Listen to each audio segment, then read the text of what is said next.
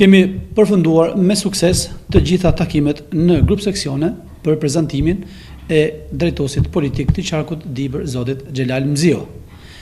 Pavarësisht kushteve të vështira atmosferike, pjesëmarrja ishte e madhe dhe fryma shumë optimiste. Shqetësimet ishin të njëjta në të gjitha takimet, por më kryesorët infrastruktura rrugore, që ka ngelur në gjendje të mjerueshme. Që nga viti 2013 nuk ka asnjë fshat të asfaltuar në të gjitha ish komunat, përveç rrugës së Kodrës së Danit, që unë e quaj rrugë turpi të rilindjes, sepse nuk ka asnjë parametër bashkohor. Kushdo që do ta shikojë fytyrën e vërtetë të këtij pushteti, le të vizitojë ish komunën Zërqan. Një panoramë zymt, një ndryshim drastik i cili ka ndodhur që nga viti 2015 kur rilindja bëri reformën e famshme administrative.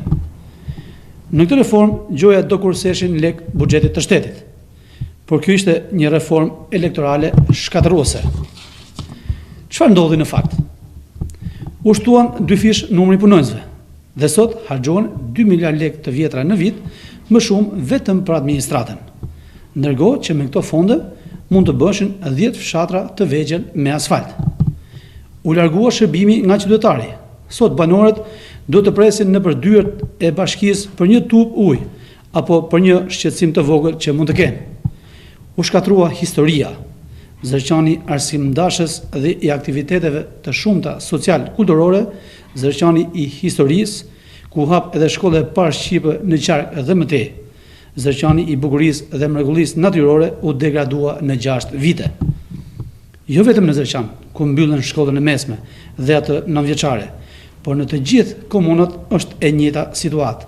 Në Martanesh, Fushbullqis, Shupenc, Gjoric, Ostren dhe Tërbisht. Një problem tjetër mjaft i rëndësishëm që u diskutua në mbledhjet e djeshme të kryesisë, por edhe në të gjitha takimet, ishte edhe statusi i munguar i minatorit. Ka vite e vite që premtohet dhe akoma asgjë.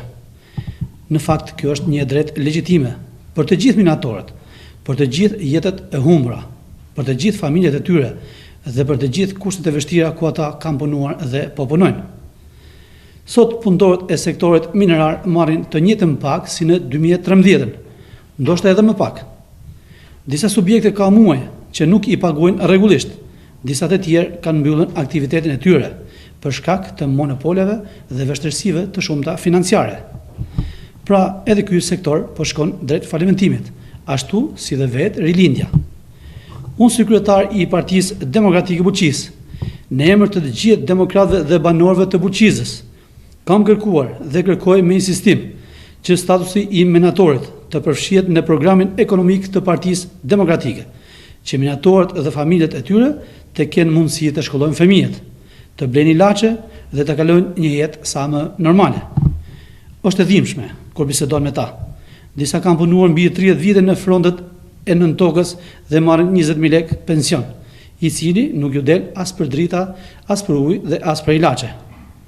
Me kërkesën time, statusi i minatorit po diskutohet në nivel ekspertësh dhe jam besim plot se do të jetë pjesë e platformës Basha. Ashtu si dhe pagat, pensionet, ndihma ekonomike dhe investimet e tjera. Implementimi i këtij programi do të fillojë pas datës 25 prill në interes jo vetëm të Buqizës, por të gjithë Shqipërisë. Gjithashtu, ne po punojmë me ngritjen e grupeve të punës, grupeve të patronazhit, dhe shumë shpejt e gjithë struktura e degës Partisë Demokratike do të shtrihet në terren. Fill pasi dalë dhe lista e kandidatëve për deputet që besoj do mbyllet brenda muajit të shkurt. Mendimi im është se politika e bën një shtet dhe populli e kontrollon atë. Kushdo qeveri që nuk mban premtimet duhet të ndeshkohet. Ashtu duhet të ishte ndeshkuar edhe rilindja në vitin 2017, por dhuna, presioni, shitblerja e votës, droga e sollën atë deri më sot. Tani ka ardhur koha që me 25 prill, jo vetëm Buqiza, por e gjithë Shqipëria t'ju tregojë vendin këtyre hajdutëve të babzirë.